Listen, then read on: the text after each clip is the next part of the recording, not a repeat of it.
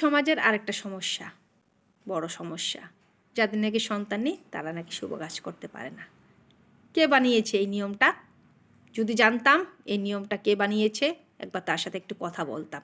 তো যাই হোক, কে বানিয়েছে না বানিয়েছে জানি না, কিন্তু যারা এখনও এই নিয়মটা ধরে রেখেছেন তাদেরকে বলছি, আপনারা হয়তো নিয়ম মানছেন, জানি না কেন। কোনোদিন অশুভ হয়েছে যাদের হয়তো সন্তান যাদের নেই তাদের হাতে কোনোদিন কাজ করিয়েছেন, কোনো শুভ কাজ অশুভ হয়েছে? যদি অশুভ হয়ে থাকে জানাবেন, একটু শুনবো আমি। কিন্তু যাদের সাথে এইসব ব্যবহার করা হয় তাদের মনে অনেকটা আঘাত লাগে, জানেন কি সেটা? তাদের চোখে জল আসে, জানেন কি সেটা? তারা অনেকটা দুঃখে ভোগে, জানেন কি সেটা? দেখুন, অশুভ হবে কি না আপনার শুভ কাজে, কিন্তু যাদেরকে আঘাত করেন তাদের মনের দিক থেকে তারা কিন্তু অনেকটা চোখে জল ফেলে।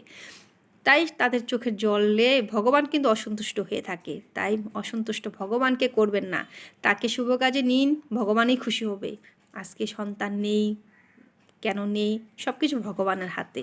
ভগবানের হাতে তাকে আপনি অশুভ কীভাবে বানাতে পারেন?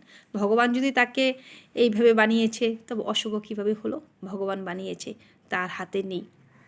তাই আপনি তাকে অশুভ বলে সাইডে রেখে দেন, মনের মধ্যে আঘাত দিন, অনেক নিমন্ত্রণে তাকে ডাকেন না, সবাইকে ডেকে থাকেন, তাকে ডাকেন না, তো অনেকটা আঘাত লাগে।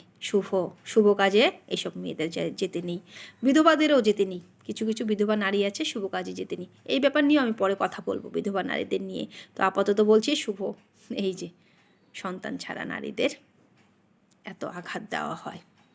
তো আমাকে কমেন্টস করে জানাবেন এইসব মেন্টালিটি কাদের আছে, আর কাদের কাদের অশুভ হয়েছে, আর কারা কারা এগুলো নিয়ে ভাবেন, একটু জানাবেন কমেন্টস করে।